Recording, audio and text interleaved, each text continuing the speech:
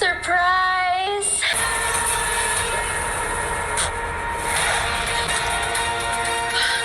Dali-daling lumabas si Sky sa building dahil nagbaka sakali siyang mahahabol niya si Z pero hindi niya makita.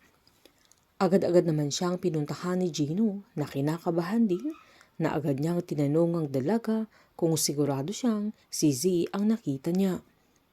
Agad namang pinakita ni Sky yung text message ni Z kung saan nakita niyang dumalaw si Sky sa daddy nila na sinusubukan pa niyang tawagan pero hindi na niya makontak pa, na sinabi din ni Sanya sa kanya na dapat ay pupunta rin si Z sa reunion nila pero hindi na siya nagpakita pa.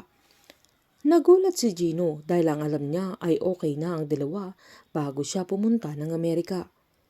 Pinaliwanag naman ni Sky na okay na silang magkapatid pero pagkalipas ng ilang buwan ay nag-message noon si Z sa panahong nagkita sila nila Luna na sinubukan pang tawagan ni Gino yung number na ginamit ng dalaga noon pero hindi na niya makontak pa. Pinaliwanag naman ni Sky na sinubukan niyang kontakin si Z pero nakablock pa rin siya at dahil sa tingin niya ay siya ang sumira sa buhay niya na ayaw na din siyang kausapin kaya natanong ni Gino kung bakit siya nag-message ng ganun. Nang maghiwalay na sila Gino at Sky ay agad niyang tinawagan si Archie kung saan tinanong niya kung nakauwi na si Z mula sa Amerika pero maging ang kaibigan niya ay hindi niya alam at hindi na rin niya kinakausap na kahit tinatawagan niya pero sanay na siya sa ganong setup dahil ginawa yun dati ni Z sa kanya. Sabay na tanong niya ang kaibigan niya kung bakit tinanong niya ang bagay na yun.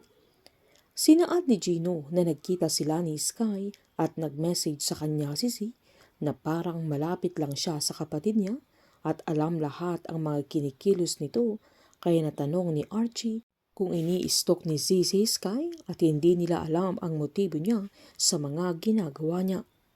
Pinaalalahanan naman ni Archie si Gino tungkol sa nasabi niya noon na hindi na niya lalapitan pa kahit kailan. Sabay balisang tinanong ni Archie kung may pinagsabihan si Gino tungkol sa nangyari sa kanya sa Amerika.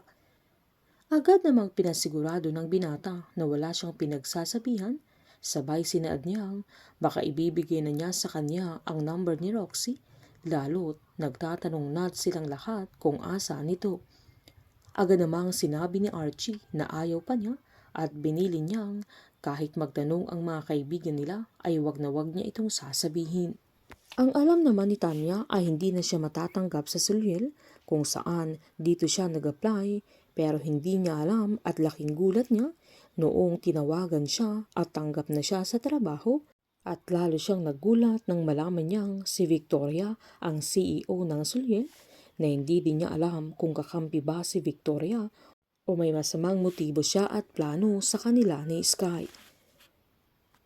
Habang nasa opisina naman si Gino ay nag-message sa kanya ang mom niya kung saan nagulat siya nang sinaad nito na kailangang pumunta ni Gino kung asaan sila ng daddy niya dahil may malaking problema sila. Agad-agad namang pumunta ang binata pero nagulat siya at nadismaya nang malaman niyang inisahan siya ng mami niya para lang pumunta siya doon na ang totoo ay wala naman talaga silang problema. Gustong ipakita ng mami niya si William dahil stable na ang lagay niya na sinubukang tumanggi ni Gino pero pinilit siya ng mami niya. Nang nasa loob na sila ay ginising ni Mrs. Acosta ang asawa niya kung saan masaya niyang sinorpresa pero nang imulat niya ang mga mata niya ay nagalit siya nang mukha ni Gino ang nakita niya at dahil sa galit nito ay nanggigil at dumuro pa na halatang galit na galit siya sa binata.